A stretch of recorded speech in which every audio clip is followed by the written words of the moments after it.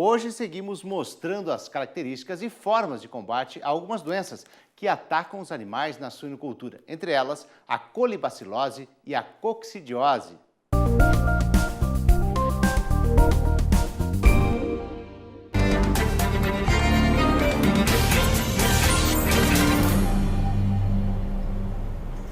Bom, pessoal, vamos falar nessa aula sobre as principais enfermidades que acometem os suínos na produção intensificada, tá? De forma alguma, a nossa pretensão é colocar vocês aptos a identificar as doenças, a realizar os diagnósticos a campo, tá? Mas, e sim familiarizar de forma bem simples e forma bem prática a ocorrência das principais sintomas a campo. Tá? O diagnóstico deve ser realizado preferencialmente por um médico veterinário especializado e treinado para tal, para nos auxiliar nas tomadas de decisões e a resolução dos problemas.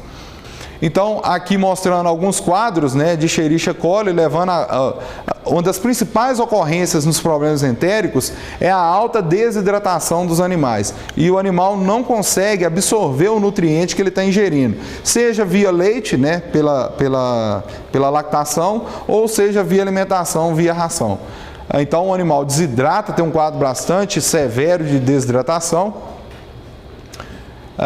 Falando da colibacilose neonatal, né? O agente principal causador é Escherichia coli, a transmissão por contaminação oral no meio ambiente, os sintomas: fezes fluidas e amareladas, desidratação e alta mortalidade.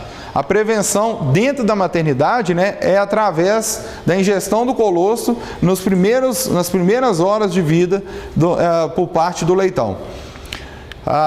Realizando as vacinações nas matrizes, né, e a correta higiene da instalação. O tratamento com antibiótico injetável, oral, o uso de soro hidratante e acidificantes na água. Também nos ajudam a controlar o problema.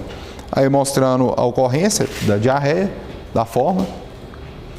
Bom, nesse quadro aqui mostra pra gente, né, em uma avaliação de 2007, 349 amostras isoladas de Escherichia coli, né?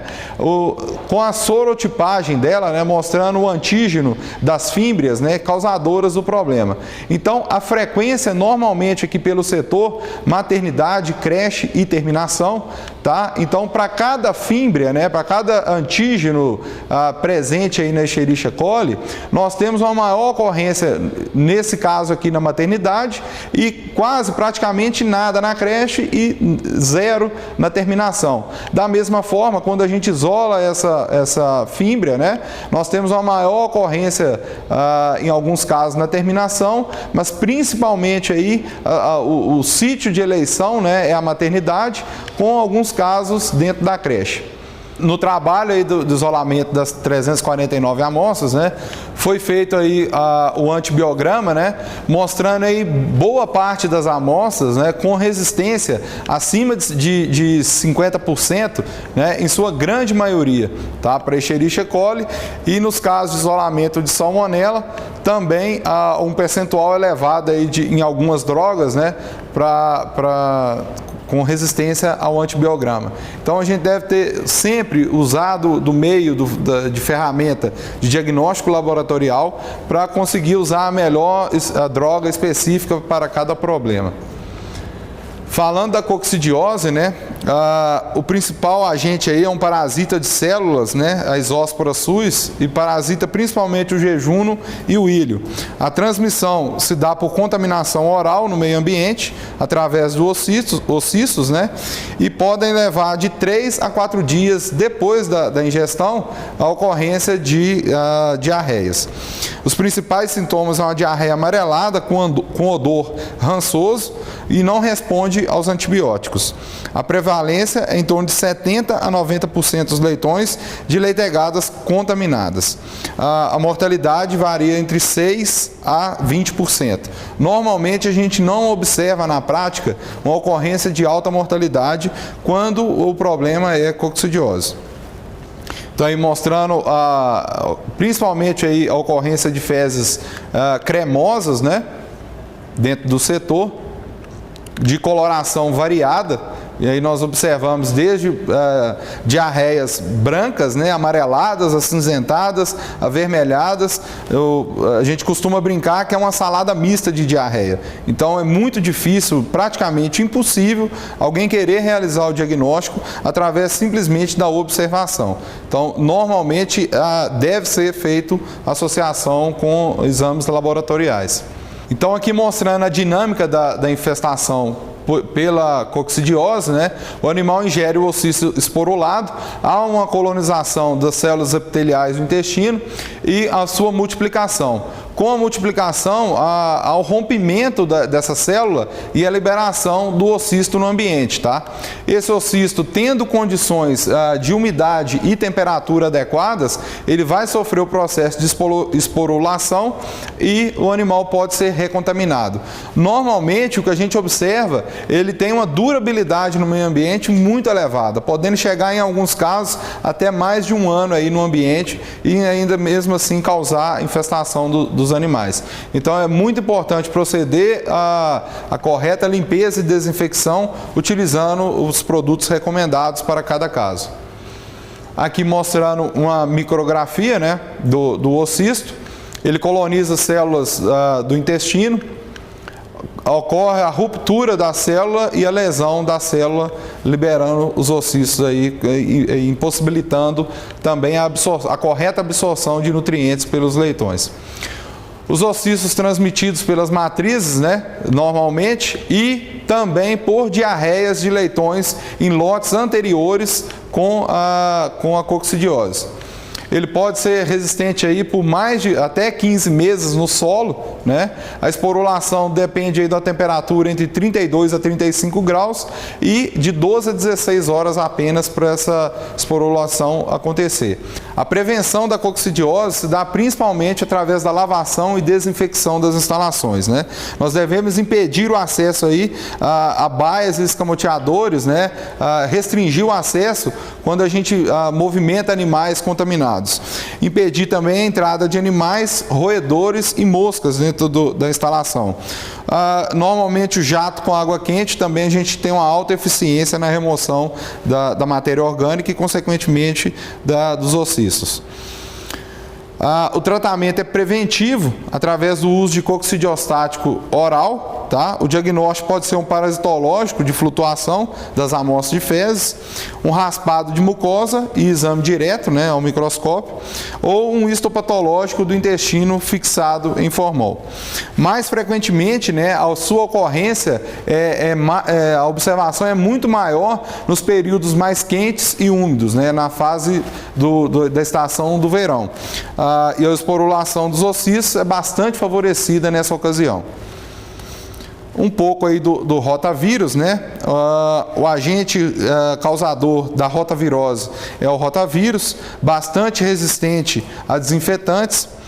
Há uma grande eliminação de vírus, né? Em torno aí de 1 trilhão por grama de fezes de animais contaminados.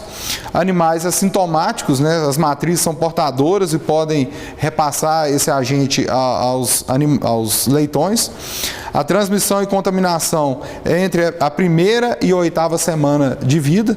A infecção dos enterócitos, né? Intensa atrofia das velocidades da porção inicial e intermédia do jejum e reduz bastante a absorção de água, nutrientes e eletrólitos, né? A gravidade maior na associação com outros agentes causadores de diarreia. Se a gente pensar um pouco agora na parte pós-desmame, né, na saída de maternidade, nós temos aí também o agente colibacilose causando a ocorrência no pós-desmame. A Escherichia coli é o causador, a bactéria, a transmissão através de contaminação oral no meio ambiente, principais sintomas: fezes fluidas e amareladas, desidratação, levando a alta mortalidade dos animais. A prevenção se dá principalmente através do colostro, né, com a vacinação de matrizes também, e a higiene das instalações. O uso de antibiótico injetável ou oral com o uso de soro hidratante. Um pouco da doença do edema, de ocorrência aí também na fase de creche, O agente é a Escherichia coli, a transmissão oral nos suínos portadores. Os principais sintomas é a ocorrência de morte súbita. Em geral, acomete o leitão mais bonito da baia, pode causar edema de pálpebra e na fonte, né, na testa do animal. A prevenção normalmente é suspender a ração por um dia e através de aditivos antimicrobianos via ração. Nas fases de crescimento e terminação, os agentes mais comuns são as Escherichia coli, as salmonelas, Lawsonia intracelulares e Braxpira. Os parasitas são vermes redondos. Dentre os vírus temos o rotavírus e o circovírus. E nós vamos passar agora algumas imagens aí mostrando para vocês as ocorrências. Então, dentre os principais problemas, né, no crescimento e terminação, nós temos aí a ileite, a ocorrência de torção e verminose no plantel. Dentro da ocorrência de ileite, né, a bactéria causadora é a Lawsonia intracelulares, a transmissão via oral, com fezes e materiais contaminados, os principais sintomas: diarreia, emagrecimento, queda de desempenho, uma anemia profunda, fezes líquidas e escuras, isso são transitórios, né, a sua ocorrência. A prevenção: evitar lotes de idades diferentes, a mistura entre animais e a limpeza da instalação. O cuidado com granjas novas, né, e entrada de leitoas, realizando o tratamento também com a medicação via ração e através de medicação injetável. Então, dentro do sintoma da ileite, né, a gente observa aí a ocorrência de diarreias. Elas podem estar associadas com a presença de sangue ou não, tá? Na necrópsia, a gente observa o conteúdo intestinal bastante hemorrágico. Há uma outra forma de ocorrência de ileite, que é a ileite regional. A gente tem um espessamento da mucosa intestinal. Bom, falando da ocorrência de úlceras gástricas, né, é um problema que acomete aí bastante o rebanho de suínos. Normalmente a gente vai observar suínos pálidos, né, um emagrecimento progressivo, fezes escuras e muitas vezes ressecadas, uma anorexia, né, o animal tem dificuldade de comer, uma apatia e vômitos frequentes. Então, se a gente pegar o estômago, né, e fazer a avaliação do mesmo, né, a gente deve fazer a retirada dele. A gente observa que a porção esofágica e a porção de saída para o duodeno. Normalmente a gente realiza o corte pela curvatura maior do estômago e expõe o seu conteúdo, né? A maioria das ocorrências de úlcera nos suínos acometem a parte aglandular do estômago. Ele é dividido em duas partes. Quando a gente corta aqui e expõe o seu conteúdo, né, o mais conhecido popularmente é o quadrado do estômago. Então, essa parte aqui é a parte aglandular do estômago.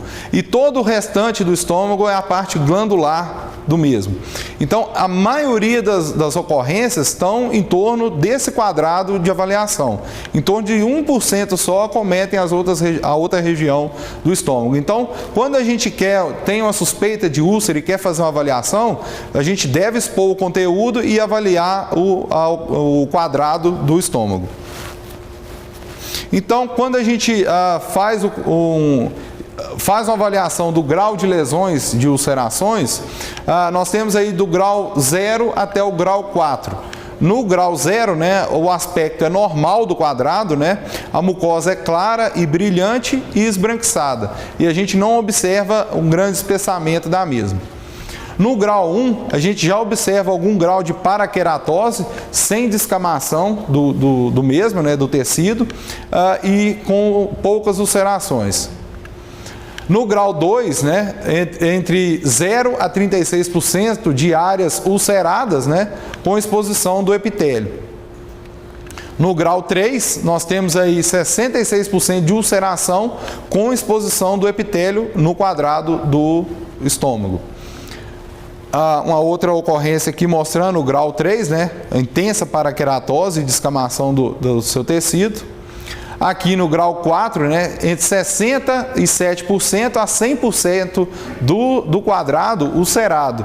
E essa forma, principalmente, é a que mais leva à mortalidade do animal. Nós observamos aí que pode ter sangramento dentro do conteúdo estomacal, do estômago, né, e o animal vinha morrer aí por anemia ou por hipovolemia, né, dependendo do grau de sangramento. Então, quando a gente faz o corte do estômago e o expõe, né, a gente vê um grande coágulo, né, sanguíneo, então a úlcera severa. Em alguns casos, essa úlcera pode se romper e cair na cavidade abdominal também, tá, levando ao corte aí na necrópsia, a observação de bastante conteúdo de sangue em seu interior.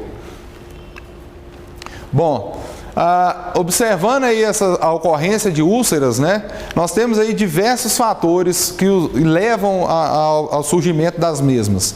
Então, existe uma associação com a ocorrência de estresse nos animais, é ainda controverso, né, que o estresse pode aumentar a liberação de corticoides e, com isso, fazer o aumento da produção de ácido clorídrico e levar à lesão da mucosa.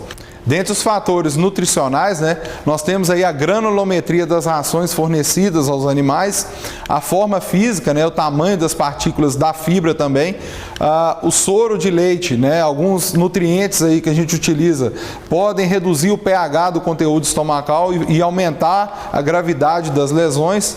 A regularidade do fornecimento do alimento, né, e a pontualidade do mesmo, alguns sistemas de dieta líquida, de alimentação líquida, por passarem muitas vezes algumas deficiências do uso do equipamento, né, também podem nos levar a diferenças de fornecimento, de regularidade e também predispor à ocorrência de maior quantidade de úlcera.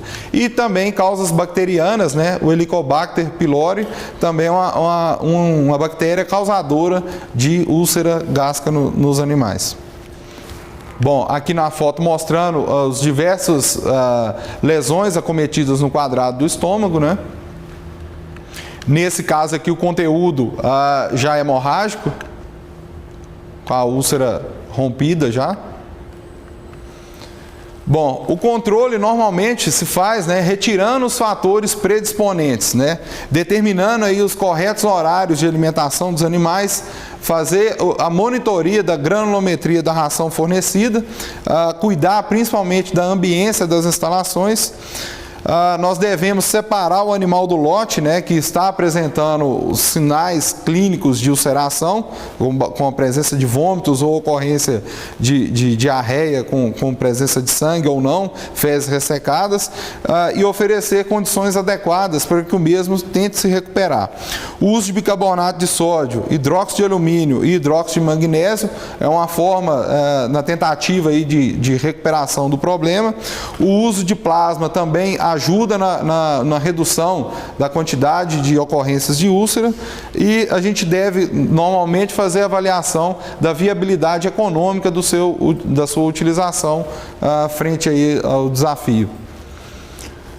Falando da torção gastrointestinal, né, é um fenômeno mecânico, né, de etiologia multifatorial, está normalmente associado a problemas na qualidade do alimento, na fermentação exagerada do conteúdo intestinal, na regularidade de fornecimento da ração, na qualidade da água fornecida e nas patologias produtoras de gás dentro do intestino.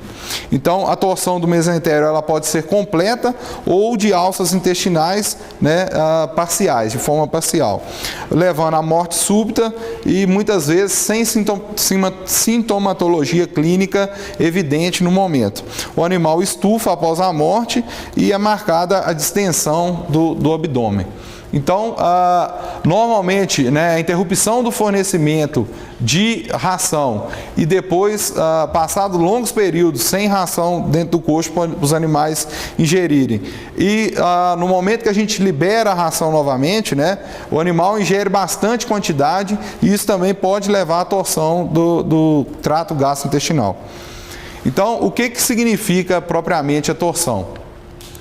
O posicionamento intestino, né, ele desloca de lugar, né, o intestino delgado vai para frente da cavidade e o intestino grosso, o cólon do intestino grosso, passa para a parte de baixo, sofrendo uma inversão.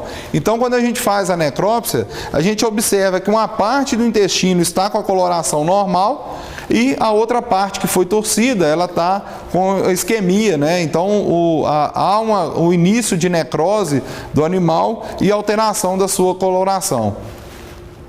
Aqui mostrando um outro quadro, né, de torção gastrointestinal. Então, a parte do intestino normal e aqui a parte que sofreu a torção.